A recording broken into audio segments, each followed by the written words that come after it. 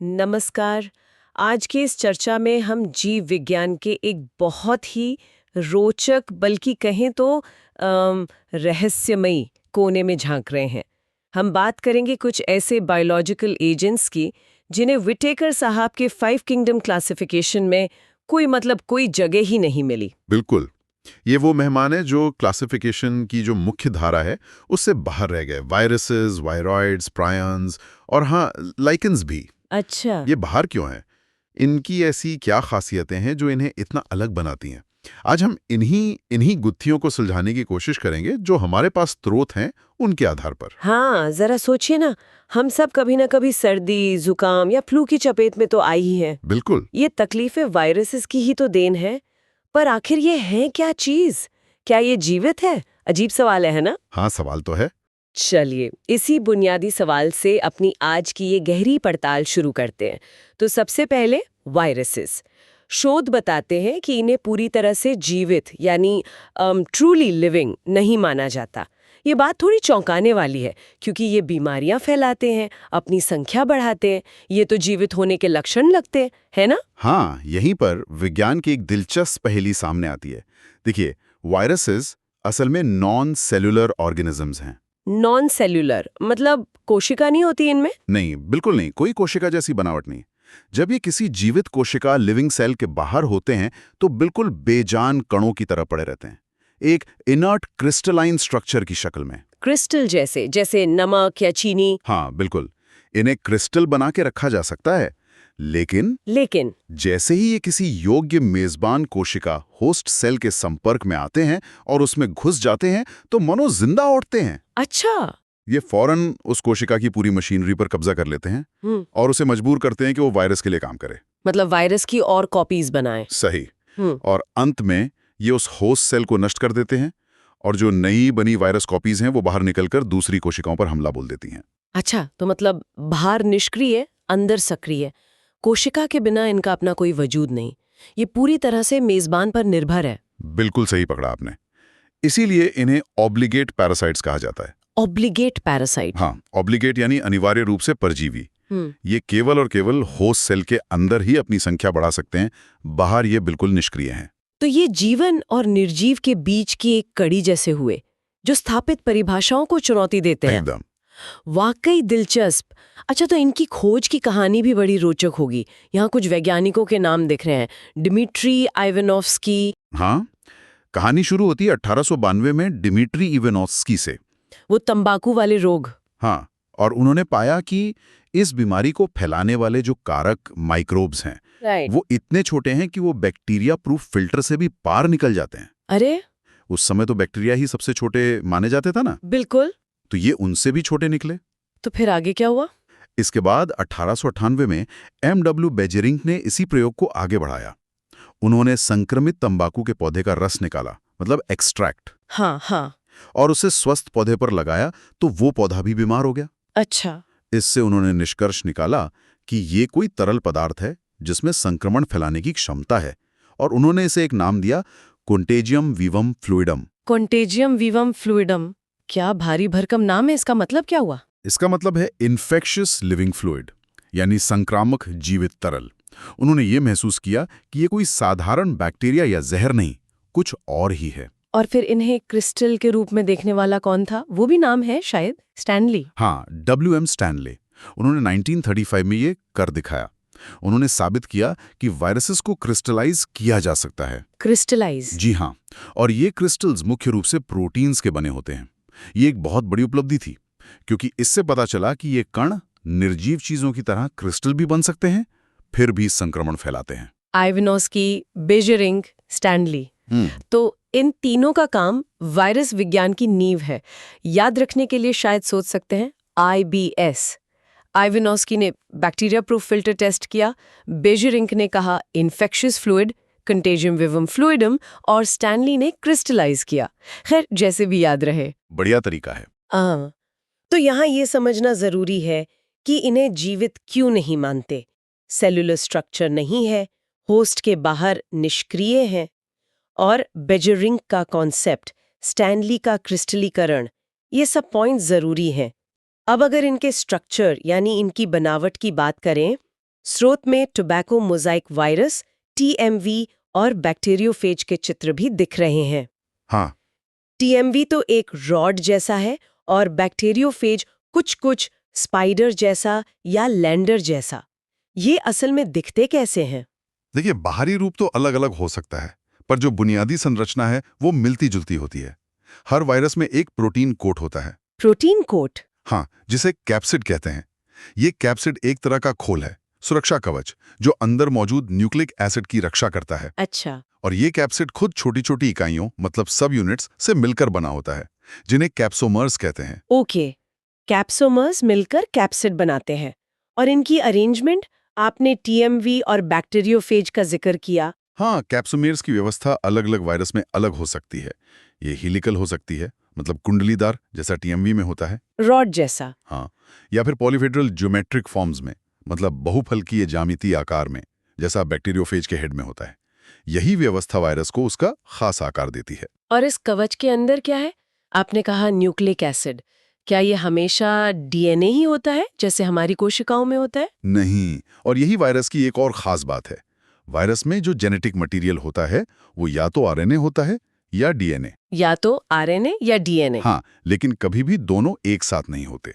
अच्छा। कोई भी वायरस या तो RNA वायरस होगा या DNA वायरस, जबकि पौधों और जानवरों की कोशिकाओं में तो DNA और RNA दोनों होते हैं। अरे वाह, ये तो बहुत बड़ा अंतर है। हमारे सेल्स में तो दोनों मिलकर काम करते हैं। सोचिए जरा। बिल्कुल, अब इसमें भी पैटर्न है। आमतौर पर जो वायरस पौधों को संक्रमित करते हैं, उनमें ज्यादातर सिंगल स्ट्रैंडेड RNA होता है सिंगल स्ट्रैंडेड RNA। पौधों में। जी। और जो जानवरों को संक्रमित करते हैं, उनमें सिंगल स्ट्रैंडेड RNA भी हो सकता है, डबल स्ट्रैंडेड RNA भी, या फिर डबल स्ट्रैंडेड DNA भी हो सकता है। अच्छा, जानवरों में ज्यादा वैरायटी है। हाँ, और वो वायरस जो बैक्टीरिया पर हमला करते हैं, बैक्टीरियोफाजेस। हाँ, बैक्टीरियोफाजेस, उनमें अक्सर डबल स्ट्रैंडेड DNA होता है। वो स्पाइडर जैसे दिखने वाले, ये तो बैक्टीरिया के शिकारी हुए। प्रकृति में भी कैसा शिकार चलता है। हाँ, कह सकते हैं। और ये वायरसेस कई जानी मानी बीमारियां फैलाते हैं। स्रोत में मनुष्यों में mumps, small pox, herpes, influenza यानी फ्लू और एड्स का जिक्र है। हाँ, ये सब तो सुने हैं। और पौधों में भी ये काफी नुकसान करते हैं, जैसे पत्तियों में मोज़ैक फॉर्मेशन यानी चितखबरापन। अच्छा। तो लीफ रोलिंग एंड कर्लिंग यानी पत्तियों का मुड़ जाना, येलोइंग एंड वेन क्लियरिंग मतलब पीलापन और शिराओं का साफ दिखना, ड्वार्फिंग यानी बौनापन, और स्टंटेड ग्रोथ मतलब विकास रुक जाना, ये सब लक्षण वायरस के कारण हो सकते हैं। तो वायरस की संरचना से जुड़ी मुख्य बातें हुई। प्रोटीन का कैप्सिड कैप्सोमियर्स से बना और अंदर या तो RNA या DNA। और ये पौधों, जानवरों या तक कि बैक्टीरिया को भी बीमार कर सकते हैं। ये सब बिंदु जरूर ध्यान में रखने चाहिए। चलिए वायरस से आगे बढ़ते हैं। ये वायरॉइड्स क्या बला हैं? स्रोत कह रहा है कि ये वायरस से भी छोटे होते हैं। हाँ, ये और भी सूक्ष्म संक्रामक एजेंट हैं। 1971 में T.O. डीनर ने इनकी खोज की थी। डीनर ने? जी, उन्होंने पाया कि पोटैटो स्पिंडल ट्यूबर डिजीज नाम की एक बीमारी है आलू में। हाँ। वो एक ऐसे एजेंट से होती है जो वायरस से भी छोटा है। इसे उन्होंने वायरॉइड नाम दिया। वायरॉइड? तो इसमें क्या खास है? इनकी सबसे हैरान करने वाली बात यह है कि इनमें सिर्फ RNA होता है, और वो भी फ्री RNA। फ्री RNA मतलब बिना किसी प्रोटीन कोड के। वायरस में तो प्रोटीन का कवच था ना। हाँ, कैप्सिड था। इसमें वो भी नहीं, सिर्फ नन्हा सा RNA का टुकड़ा। ये कैसे संक्रमण फैला सकता है, सोचिए जरा। एग्जैक्टली, यही इनकी विलक्षणता है। वायरॉइड का RNA बहुत कम आणविक भार, लो मॉलिक्यूलर वेट वाला होता है। कैसे ये बिना प्रोटीन की मदद के कोशिका में घुसता है और अपनी नकल बनवाता है, ये अभी भी पूरी तरह समझा नहीं गया है। पर यह साबित करता है कि सिर्फ RNA भी एक इन्फेक्शियस एजेंट हो सकता है। Hence the name viroid. कमाल है। अच्छा, वायरॉइड्स के बाद प्रायॉन्स का जिक्र है। ये क्या चीजें हैं? नाम सुनकर तो प्रोटीन जैसा लग रहा है। आपका अनुमान बिल्कुल सही है। प्रायॉन्स शायद इन सब में सबसे अजीब हैं। सबसे अजीब? हाँ, ये संक्रामक कण इन्फेक्शियस एजेंट्स हैं जो सिर्फ प्रोटीन से बने होते हैं, वो भी abnormally folded protein. Abnormally folded protein मतलब जिनकी तय ठीक से ना हुई हो? बिल्कुल, ऐसे प्रोटीन जिनकी फोल्डिंग सामान्य नहीं है, बिगड़ी भी है। इनका आकार लगभग वायरस जितना ही होता है। सिर्फ प्रोटीन संक्रामक? इसमें कोई जेनेटिक मटेरियल RNA या DNA नहीं होता। ये कैसे मुमकिन है? ये तो जीव विज्ञान के मूल सिद्धांत कि भाई जेनेटिक मटेरियल तो चाहिए ही चाहिए, उसे ही चुनौती देता लगता है। बिल्कुल, इनमें कोई न्यूक्लिक एसिड नहीं पाया गया है, ना आरएनए ना डीएनए। ये सिर्फ गलत तरीके से फोल्ड हुए प्रोटीन है जो शरीर में मौजूद सामान्य प्रोटीन को भी अपनी तरह गलत फोल्ड होने पर मजबूर कर देते हैं। सही कहा। ये एक चेन रिएक्शन जैसा शुरू कर देते हैं जिससे धीरे धीरे मस्तिष्क और तंत्रिका तंत्र में गंभीर समस्याएं पैदा होती हैं। ये मुख्य रूप से न्यूरोलॉजिकल डिजीजेस फैलाते हैं। अच्छा, तो ये प्रोटीन का बिगड़ा हुआ रूप है जो दूसरों को भी बिगाड़ देता है।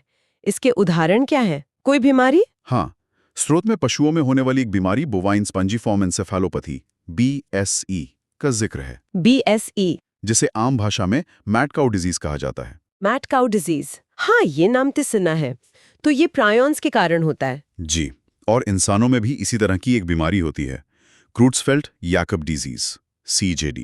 ये खोज बहुत महत्वपूर्ण थी क्योंकि इसने संक्रमण फैलने का एक बिल्कुल नया तरीका बताया, बिना जेनेटिक मटेरियल के। तो याद रखने का तरीका तो नाम में ही छिपा है। Prions equals proteinaceous infectious particles. ये वाकई में अजूबे हैं। वायरॉइड्स में सिर्फ आयरन, प्रायॉन्स में सिर्फ प्रोटीन। वाह! इन सूक्ष्म और अक्सर खतरनाक एजेंट से हटकर अब बात करते हैं लाइकेंस की। ये तो बिल्कुल अलग लगते हैं, न वायरस, न विरॉइड, न प्रियॉन जैसे। ये क्या है? हाँ, लाइकेंस बिल्कुल अलग हैं और ये नुकसानदायक नहीं बल्कि प्रकृति में सहयोग का, सहजीवन का एक बेहतरीन उदाहरण है। लाइकेंस असल में सिम्बायोटिक एसोसिएशंस हैं। सिम्बायोटिक एसोसिएशन मतलब दो अलग-अलग जीवों का ऐसा साथ जिसमें दोनों को फायदा हो, एक दूसरे पर निर्भर, एक दूसरे के लिए फायदेमंद। अच्छा, दोस्ती जैसा। किन के बीच होती है ये दोस्ती? ये दोस्ती होती है शैवाल, एल्गी और कवक फंगी के बीच। शैवाल और कवक की, एल्गी और फंगस, ये कैसे साथ रहते हैं और एक दूसरे की मदद कैसे करते हैं? देखिए, लाइकेन में जो शैवाल वाला हिस्सा होता है उसे कहते हैं फाइकोबायोन्ट। फाइकोबायोन्ट। हाँ, शैवाल ऑटोट्रॉफिक होते हैं, यानी वो फोटोसिंथेसिस से अपना भोजन खुद बना सकते हैं, धूप की मदद से। ठीक है, शैवाल ने खाना बना लिया। अब जो कवक वाला हिस्सा है उसे कहते हैं माइकोबायोन्ट। माइकोबायोन्ट। ये हेटेरोट्रॉफिक होता है, यानी अपना भोजन खुद नहीं बना सकता। तो फिर ये क्या करता है? ये कवक अपने शैवाल साथी पार्टनर एल्गी को रहने के लिए जगह, शेल्टर देता है, उसे सुरक्षा देता है। अच्छा। साथ ही वो जमीन या चट्टान से पानी, वाटर और खनिज पोषक तत्व, मिनरल न्यूट्रिएंट्स सोख कर शैवाल को देता है। वाह! तो एक खाना बना रहा है, दूसरा घर और पानी मिनरल्स ला रहा है। बिल्कुल। और बदले में शैवाल जो भोजन बनाता है उसका कुछ हिस्सा कवक को भी मिल जाता है। दोनों का फायदा। सही। एकदम पक्की साझेदारी। फाइकोबायोन्ट और माइकोबायोन्ट याद रखने के लिए, phycobiont is equal to photosynthesis वाला partner, mycobiont is equal to minerals and मकान शेल्टर देने वाला पार्टनर। हाँ, बिल्कुल, जैसे भी याद रहे। एक और बहुत महत्वपूर्ण बात है लाइकेंस के बारे में। वो क्या? ये पर्यावरण की सेहत के, खासकर वायु प्रदूषण के बहुत अच्छे सूचक होते हैं। पोल्यूशन इंडिकेटर्स माने जाते हैं। पोल्यूशन इंडिकेटर्स कैसे? ये विशेष रूप से सल्फर डाइऑक्साइड पोल्यूशन के प्रति बहुत संवेदनशील होते हैं। मतलब जहां हवा में सल्फर डाइऑक्साइड SO2 की मात्रा ज्यादा होती है, जो अक्सर प्रदूषण से होती है। हाँ, प्रदूषित इलाकों में लाइकेंस पनप नहीं पाते या मर जाते हैं। अच्छा, तो अगर किसी जगह पे खूब सारे लाइकेंस दिख रहे हैं तो ये इस बात का संकेत हो सकता है कि वहाँ की हवा अपेक्षाकृत साफ है। बिल्कुल, ये पर्यावरण की निगरानी का एक प्राकृतिक तरीका हुआ। तो आज हमने विटेकर के वर्गीकरण से बाहर रह गए कुछ बहुत ही अनोखे किरदारों से मुलाकात की। वायरसेस, विरॉइड्स, प्रियॉन्स और लाइकेंस। इन सब जानकारियों का सार क्या निकलता है, मतलब मुख्य बातें क्या रहीं? हाँ, अगर हम मुख्य बातों को संक्षेप में देखें, सबसे पहले वायरसेस। ये नॉन सेल्यूलर हैं। इनमें प्रोटीन कोट कैप्सिड होता है और अंदर जेनेटिक मटेरियल के रूप में या तो RNA या DNA, पर दोनों कभी नहीं। हाँ, और लिविंग और नॉन लिविंग के बीच की सीमा पर। बिल्कुल। और ऑब्लिगेट पैरासाइट्स हैं, यानी पूरी तरह होस्ट सेल पर निर्भर। फिर विरॉइड्स, ये वायरस से भी छोटे। इनमें सिर्फ फ्री RNA होता है, कोई प्रोटीन कोट नहीं। पौधों में बीमारियां फैलाते हैं, जैसे पोटैटो स्पिंडल ट्यूबर डिजीज। हाँ, सिर्फ RNA वाले। फिर प्रायॉन्स, ये तो और भी अजीब, केवल एबनॉर्मली फोल्डेड प्रोटीन से बने संक्रामक कण, कोई जेनेटिक मटेरियल नहीं। प्रोटीन वाले एजेंट जो न्यूरोलॉजिकल डिजीजेस फैलाते हैं, जैसे मैड काउ डिजीज, BSE और CJD। सही। और आखिर में लाइकेंस, ये एल्गी, फाइकोबायोन्ट भोजन बनाने वाला, और फंगाई माइक्रोबायोन्ट आश्रय और पोषण देने वाला के बीच का सिम्बियोटिक एसोसिएशन यानी सहजीवन है। और पोल्यूशन के अच्छे इंडिकेटर्स हैं, खासकर SO2 के। एकदम सही। ये सभी जीव विज्ञान की अद्भुत विविधता और जटिलता को दर्शाते हैं। कैसे जीवन या जीवन जैसी प्रक्रियाएं इतने अलग-अलग रूपों में मौजूद हो सकती हैं, कुछ तो हमारी समझ को सीधी चुनौती देते हैं। तो ये थी हमारी आज की गहरी पड़ताल, वायरसेस, वायरॉइड्स, प्रायॉन्स और लाइकेंस की अनोखी दुनिया में। उम्मीद है आपको ये जानकारी रोचक और उपयोगी लगी होगी। और नीट की तैयारी कर रहे सभी साथियों के लिए एक छोटा सा संदेश। देखिए, जीव विज्ञान की हर अवधारणा, हर कॉन्सेप्ट एक पहेली की तरह है। इन पहेलियों को सुलझाने का आनंद लें। वायरसेस की तरह अपने लक्ष्य पर फोकस रखें, लाइकेंस की तरह अलग-अलग विषयों में तालमेल बिठाएं और वायरॉइड्स या प्रियॉन्स जैसे मुश्किल लगने वाले टॉपिक्स को समझने की चुनौती स्वीकार करें। डिटेल्स पर ध्यान दें, कनेक्शंस बनाएं और सबसे जरूरी, निरंतरता बनाए रखें। आपकी मेहनत निश्चय ही सफलता लाएगी। बिल्कुल। अब एक विचार छोड़ जाते हैं आपके सोचने के लिए। क्या प्रकृति में ऐसे और भी अजूबे छुपे हो सकते हैं जो जीवन की हमारी वर्तमान परिभाषा को और विस्तार देने पे मजबूर कर दें? शायद विटेकर के क्लासिफिकेशन से बाहर अभी और भी बहुत कुछ खोजना बाकी है।